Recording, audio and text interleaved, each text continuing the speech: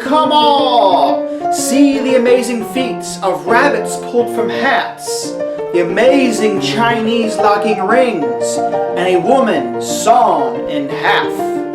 This is Smoke and Mirrors.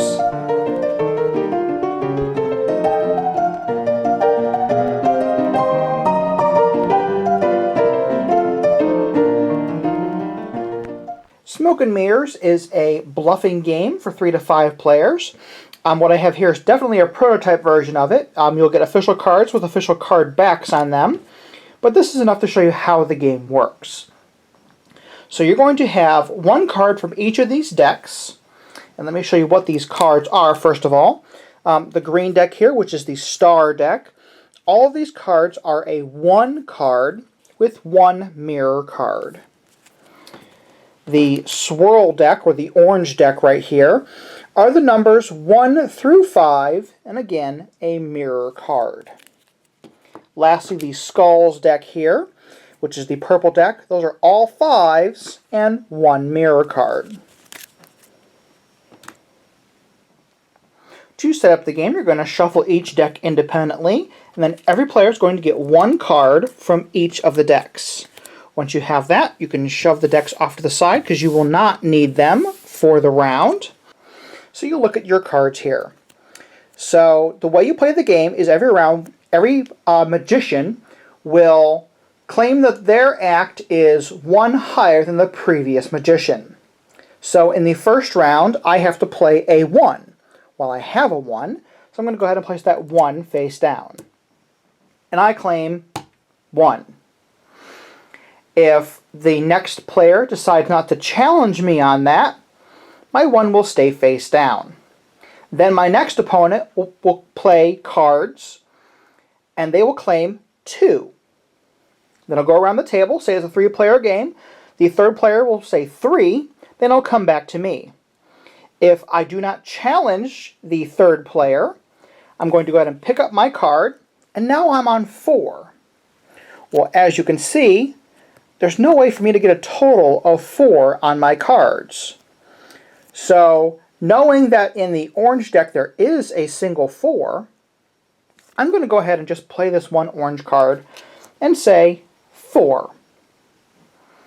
As long as nobody challenges me, it continues around. So it'll be 5 and then 6, and it'll come back to me and it would be 7.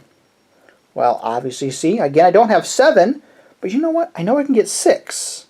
So I'm going to go ahead and I'm going to play these 2 cards. Well, knowing that previously I claimed that my orange card was a 4, and now I'm claiming that this is 7, the player next to me might think something might not be right, and they will challenge me. So if you're challenged, you face your cards up and either prove or disprove that you are lying or telling the truth. If you are lying, you are then out of the game. You play until there's only 1 player remaining, and they win the round. But let me also explain the mirror cards. The mirror cards will duplicate any card that you have. So, if I played it with a 1, well, that would be a 2.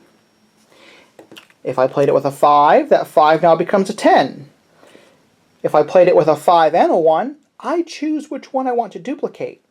So, if I happen to have a mirror card, obviously it wouldn't be green, it'd be the purple mirror card, I could play these and claim 7, and it would be correct, because 5, 6, and I will claim the other mirror card would be another 1, and that would end up being 7. So those are the basics of Smoke and Mirrors. You play until somebody has won 4 rounds, and then the game is over, and they are declared the winner. So this is definitely a pretty fun game. This is a micro game, because there's only 16 or 19 cards in the game. Micro games are pretty cool. I personally really love the micro game. It is something that you can throw into a bag, you can have it anywhere, you can play a couple quick rounds, you can even use it to determine a start player if you really wanted to. So definitely check this out. This is on Kickstarter right now. This is a very short run. This is a part of a trio of games. I only received this one, so I don't know the other 2 that are being packaged with it, but I'm sure they're just as good. Link will be down below for the Kickstarter page, so you can definitely check it out. And as always, please do not forget to subscribe, share, like, and support Cloak and Meeple. Thanks.